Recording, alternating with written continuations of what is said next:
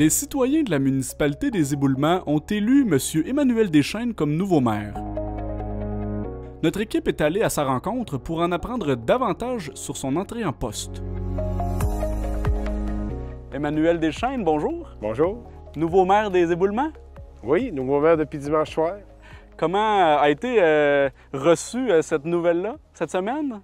Bien, c'était une nouvelle qui était attendue. Mes prédictions m'amenaient là. Tu sais, je veux dire, avec le discours que j'avais au niveau des gens, là... Vous sentiez que les citoyens étaient de votre côté? Oui, je sentais que les citoyens étaient de mon côté. Je sentais que j'avais un fort appui. Fait que ça, c'est certain que dimanche, oui, c'était la journée d'élection. C'était d'attendre le soir à 9 h là, pour avoir la confirmation, mais j'étais quand même assez confiant. Ça a été quoi votre première semaine au niveau des fonctions là, que vous deviez réaliser pour le maire?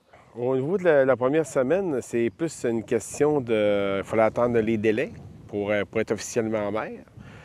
Bien, je suis officiellement maire depuis vendredi le 21 juin, mais c'était une semaine qui s'est faite sur les félicitations. J'ai eu des téléphones, j'ai eu mise en place. J'ai déjà eu une première réunion du caucus avec le conseil municipal.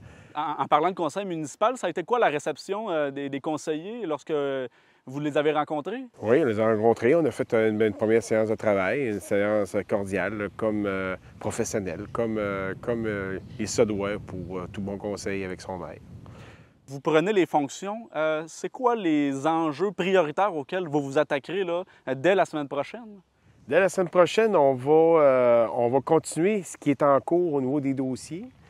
Je sais qu'il y a le sentier de la Rive là, qui s'en vient probablement avec des prochaines subventions pour pouvoir enclencher le dossier.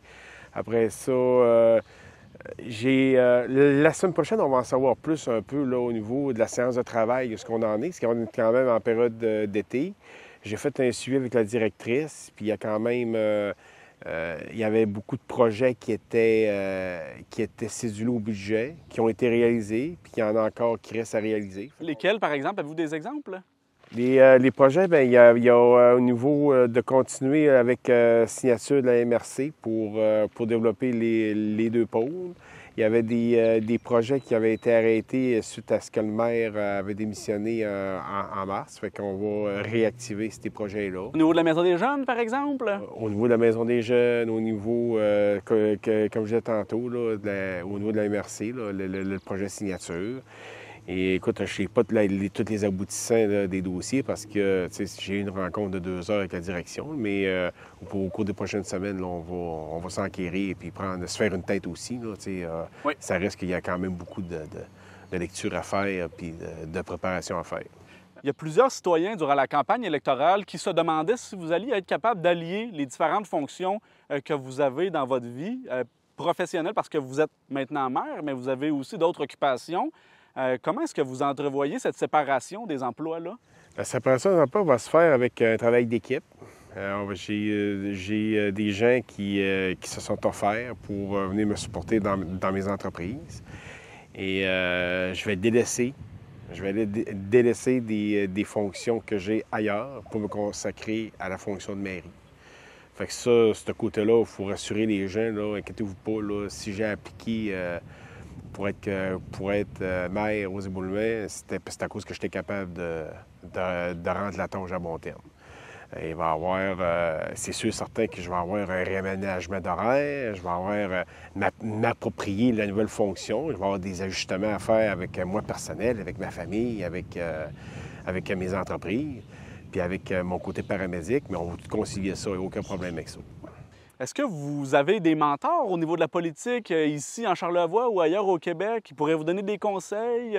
J'ai des connaissances, des excellentes connaissances. Puis oui, tu peux pas faire ces fonctions-là si tu n'as pas de mentor. Ça, c'est dans n'importe quoi. C'est autant le journaliste en toi qui a des mentors, le maire a des mentors, l'entrepreneur a des mentors, le paramédic a des mentors. Puis c'est justement les mentors, c'est du monde qui ont de l'expérience, c'est du monde qui ont passé avant nous. Okay. Qui veulent transmettre leurs connaissances avec ceux qui veulent accepter d'avoir leurs connaissances. Puis moi, j'accepte d'avoir leurs connaissances. Okay. Ça fait partie de l'apprentissage, ça fait partie de devenir une meilleure personne aussi. Est-ce que vous avez beaucoup parlé d'une vision du renouvellement politique pour les éboulements dans les années à venir, aux prochaines élections municipales? Vous voulez amener du sang neuf dans la vie municipale. Là, maintenant que vous prenez le pouvoir, est-ce que vous entrevoyez de poser des actions dans les prochains 18 mois avant les prochaines élections générales du Québec? C'est le but. C'est le but. C'est une des raisons pourquoi est-ce que je me suis envoyé en politique pour le mandat de 17 mois. Je veux vraiment que pour le prochain 17 mois, que le monde s'approprie le conseil municipal, le monde apprenne c'est quoi. Il y a beaucoup de méconnaissances. Concrètement, allez-vous poser des actions? Parce que le monde municipal au Québec, en ce moment, on a l'impression parfois, dans certains villages, que ça meurt tranquillement. Est-ce que vous allez aller à la rencontre des gens pour ça? Écoute, on va se faire un plan de match. On va faire des... J'ai pas mon plan de match là, fait là, sur papier, là, mais c'est sûr et certain que je me suis donné 17 mois pour pouvoir amener un vent nouveau.